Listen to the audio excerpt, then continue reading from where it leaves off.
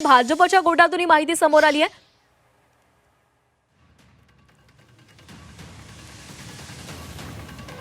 तर राज्यसभेसाठी ही निवडणूक पार पडणार आहे। महाराष्ट्रामधील 7 जागांसाठी निवडणूक पार पडणार आहे। आता भाजपच्या गोटातून महत्त्वाची बातमी, भाजपकडून राज्यसभेसाठी नाव ठरल्याची देखील चर्चा आहे। रामदास आठवले आणि तावडेंना संधी मिळणार असल्याचं बोललं जात आहे। भाजपकडून राज्यसभेसाठीची ही नावं ठरल्याची चर्चा आहे। भाजपकडून 4 राज्यसभेसाठी उमेदवार उतरवले जाणार आहेत। रामदास आठवलेंचं नाव जवळपास निश्चित मानलं जात आहे। तावडेंना देखील उमेदवारी मिळू शकते। पुन्हा एकदा आमच्या प्रतिनिधी कृष्णात पाटील यांच्याकडे जाणार आहोत। कृष्णात, भाजपकडून 4 जणांना संधी दिली जाऊ शकते। रामदास आठवलेंचं नाव निश्चित मानलं जात आहे। तावडेंनाही संधी मिळू शकते। मात्र 2 जण आणखी कोण असतील या संदर्भात अनेक चर्चा होत आहे।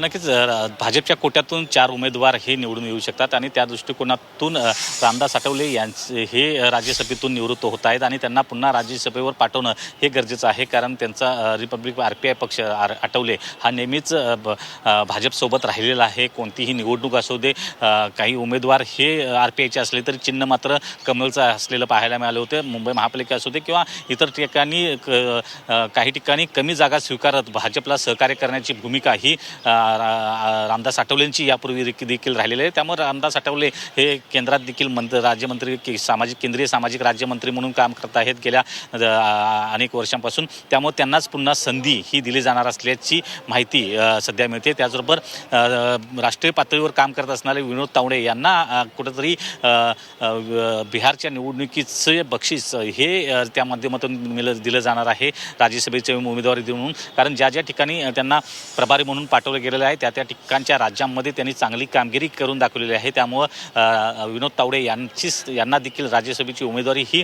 महाराष्ट्रातून दिली जाण्याची शक्यता आहे। इतर 2 नावांच्या मात्र अद्याप कुठलेही पत्ते खोललेले दिसत नाहीत भाजपने।